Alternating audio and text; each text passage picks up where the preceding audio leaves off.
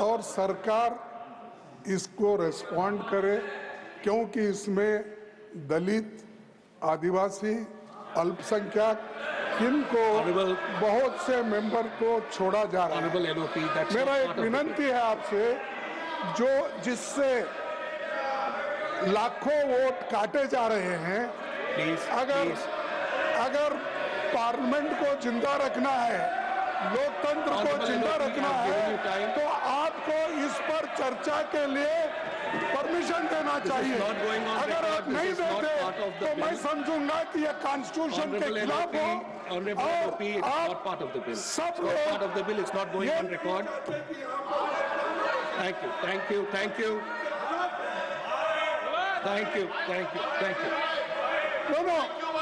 अरे सुनो, मेरे को जब परमिशन दी है मैं बात करता हूँ।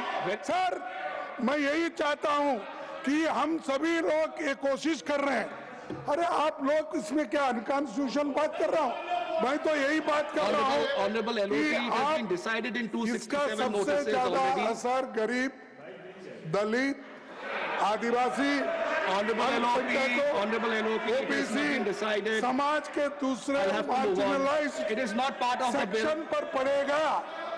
बिहार से एसआईआर की शुरुआत है, अब बंगाल, आसाम, पूरे देश में यही एक्सरसाइज करने जा रहे हैं। थैंक यू हमारी पिछले कुछ दिनों से ये स्पष्ट मांग रही है कि एसआईआर पर चर्चा हो। विपक्ष चाहते हैं सदन चले, सभी जरूरी मुद्दों पर चर्चा हो, लेकिन बीजेपी सरकार नहीं चाहती है। और ये नहीं, ये हमेशा चोरी करके ये जो ऑपोजिशन का व्यवहार है वो smooth functioning of the parliament, उसको ऑब्स्ट्रक्ट करने का एक सोची समझी चाल है और इनको हेल्दी डेमोक्रेसी में कोई विश्वास नहीं है। हमने शुरू दिन में कहा था, जो मैं आज फिर रिपीट करता हूं, कि जुलाई 21 को हमने कहा था कि यह गवर्नमेंट किसी भी तरीके से, हम हर विषय पर चर्चा करने के लिए तैयार हैं, लेकिन वो संविधान सम्मत होना चाहिए, वो नियमों के अनुसार होना चाहिए। अभी लीडर ऑफ द हाउस और लीडर ऑफ द ऑपोजिशन, उन्होंने पॉइंट ऑफ ऑर्डर का विषय उठाया और पॉइंट ऑफ ऑर्डर के विषय में उन्होंने कोई चर्चा नहीं की।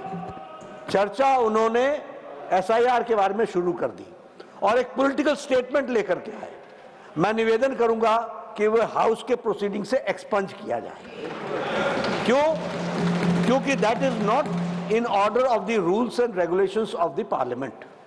जिस बात के लिए उन्होंने परमिशन मांगी थी, उस बात को छोड़ करके वो पॉलिटिकल स्टेटमेंट देने लगे और टाइम एंड अगेन उन्होंने इस पर डिमांड 267 रूल के दिन हर दिन करते हैं सुबह, और उनको हर दिन यह जवाब दे दिया जाता है कि इसकी चर्चा नहीं हो सकती है।